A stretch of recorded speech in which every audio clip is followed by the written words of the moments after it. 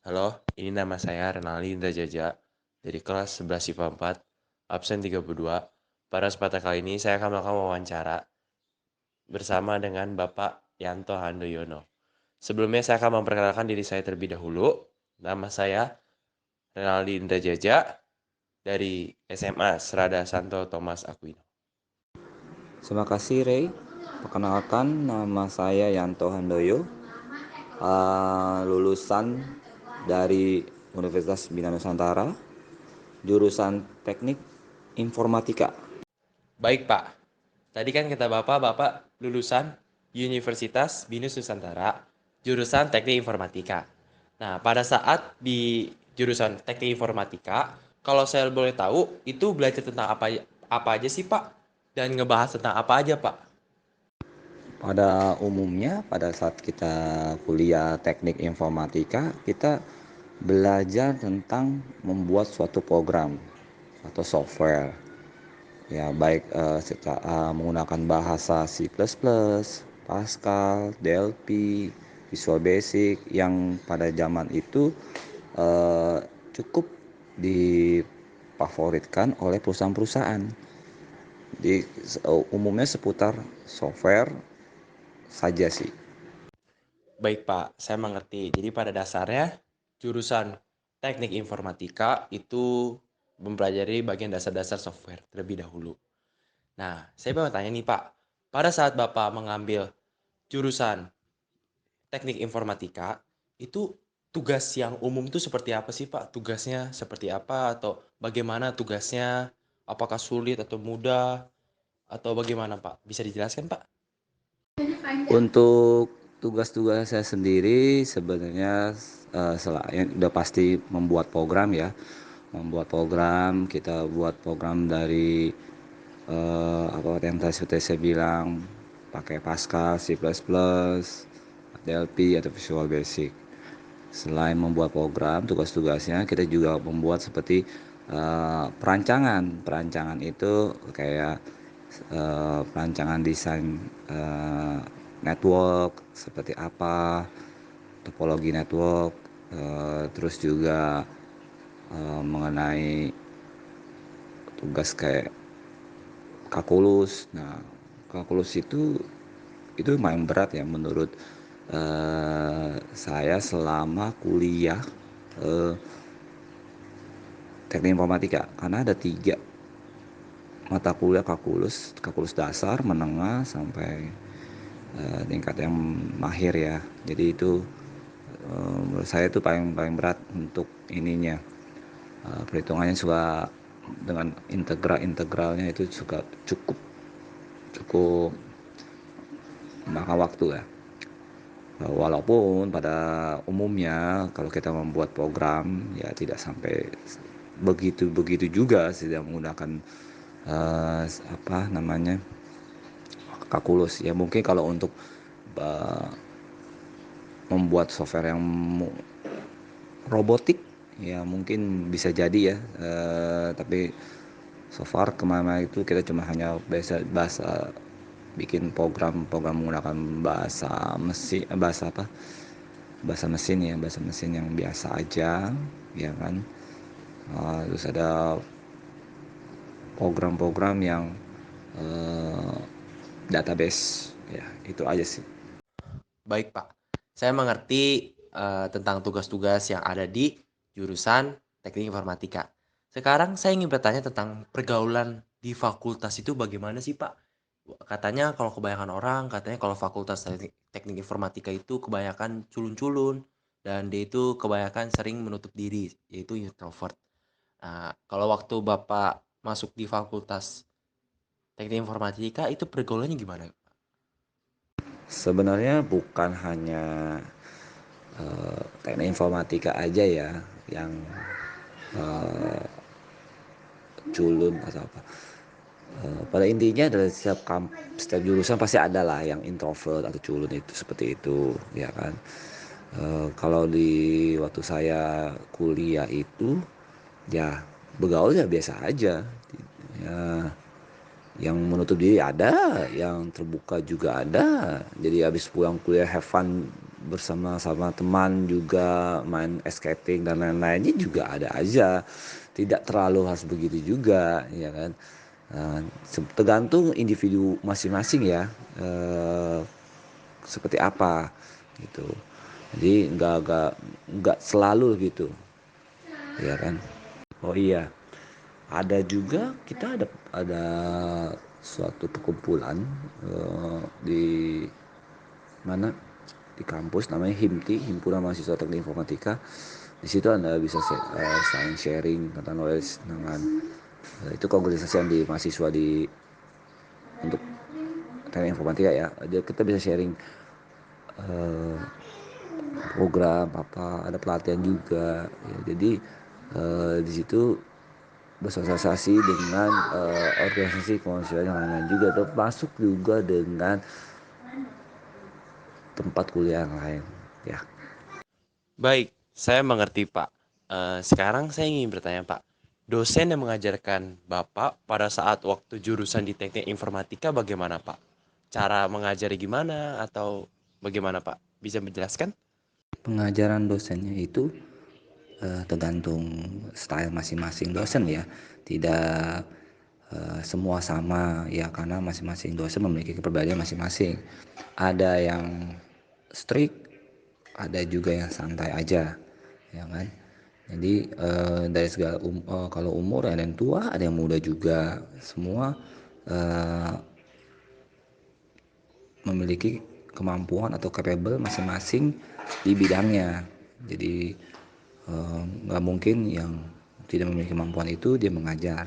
Intinya semua memiliki eh, kemampuan dalam mengajar yang cukup bagus menurut saya selama belajar di Universitas Bina Nusantara.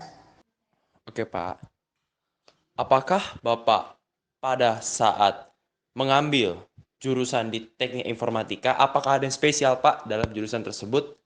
Dan seperti apakah proses magang dalam jurusan tersebut, Pak? Yang spesial dari teknik informatika yaitu pada saat kita mengambil jurusan teknik informatika, bahwa kedepannya teknologi itu akan memerankan peranan penting dalam dunia manusia dari segala aspek kehidupan.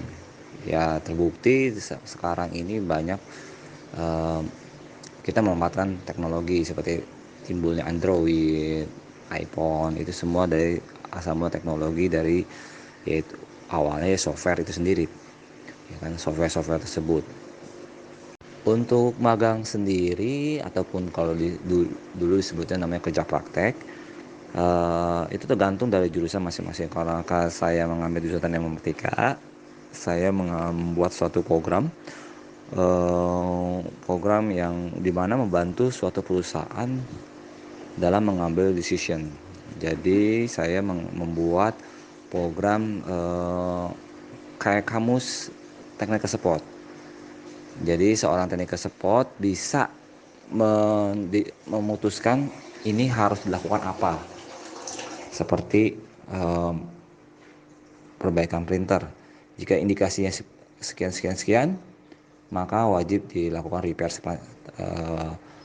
repair seperti apa tindakannya. Baik, saya mengerti. Berarti pada intinya teknologi itu kan berkembang secara pesat dan cepat. Maka anak jurusan teknik informatika itu selalu dibutuhkan oleh banyak perusahaan. Dan saya ingin bertanya, pada saat di akhir itu pasti ada namanya skripsi. Nah, pada saat itu Bapak skripsi di jurusan teknik informatika itu cara skripsi itu gimana? Atau ada hal lain dalam skripsi? Bisa diceritakan, Pak? Untuk skripsi sendiri sebenarnya sama ya kayak di kampus-kampus yang lain. Jadi kita itu perbedaannya di Bina Nusantara itu ataupun singkat BINUS itu kita bikin skripsi itu kelompok. Jadi maksimal 3 orang dalam membuat tim membuat skripsi. Jadi pada saat itu saya membuat bersama teman saya hanya berdua. Jadi mungkin di dalam angkatan saya ini mungkin saya salah satu yang paling sedikit, ya kan, untuk 2 orang. Untuk biasa skripsi itu biasa kita ada pembimbingan dari dosen membimbing kita dalam hal, kita ngajuin dulu pemilihan tema-tema kita seperti ini. Jika oke, kita lanjut ke teks berikutnya. Ya, pengalaman mungkin ya waktu itu pengalaman lucu saya dalam buat skripsi ya mungkin bukan dalam skripsinya, yaitu kita kena apa namanya, kena tilang di jalan Muhammad Tamrin bundaran HI gitu ya. Karena kita juga nggak tahu itu ternyata tidak boleh langsung belok. Jadi ya itu pengalaman lucu kami menemui dosen pembimbing.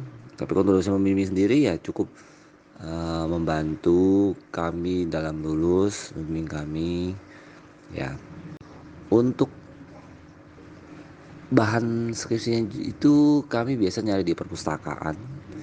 Jadi teori-teorinya ngambil dari perpustakaan dan berdasarkan literatur yang ada kita kita masukkan, terus kita implementasikan. Jadi kita membuat satu perusahaan. Dalam hati bukan membuat perusahaan, maksudnya kita membantu satu perusahaan untuk membuat waktu dulu zaman terkenalnya pertama kali website e-commerce. Kami membuat website e-commerce untuk satu perusahaan sehingga bisa digunakan untuk jual beli, ya kan. Waktu itu kita menggunakan teknologi web ASP, ya mungkin kalau sekarang namanya ASP.NET, kalau dulu masih ASP ya. Zaman dulu itu kita membuat website e-commerce untuk bisa dijual dan itu dipublish di internet supaya mengetahui bahwa itu berjalan atau tidak. Waktu itu kita perusahaan itu menjual aksesoris spare part kendaraan bermotor, jadi jual beli online. Ya walaupun kita masih belum nyampe ke payment gateway, yaitu pembayaran melalui kayak semacam transaksi kartu kredit atau apa, kita belum, hanya sampai terbatas jual beli, nanti pembayaran lewat maksud saya tunai dan transfer gitu. Oke Pak, saya mengerti tentang skripsinya bagaimana. Sekarang saya ingin bertanya Pak, bagaimana prospek kerja di jurusan teknik informatika Pak? Bagaimana Pak?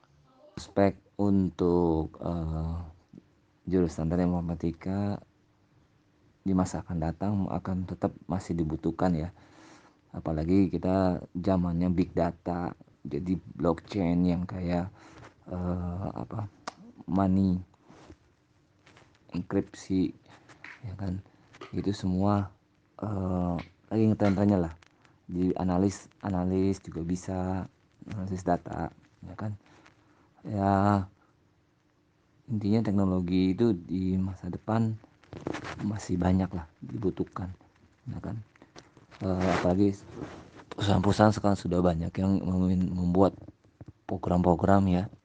Selain kita mau program pun kita juga bisa jadi konsultan dari suatu sistem ya. Nggak harus ini juga, nggak harus kita bikin program, bikin konsultan. Jadi ya jika ada suatu sistem buat diimplementasikan, itu IT pun bisa bantu. Makanya jadi IT itu jangan cuma jadi hanya IT saja, tapi mempelajari berbagai bidang yang ada di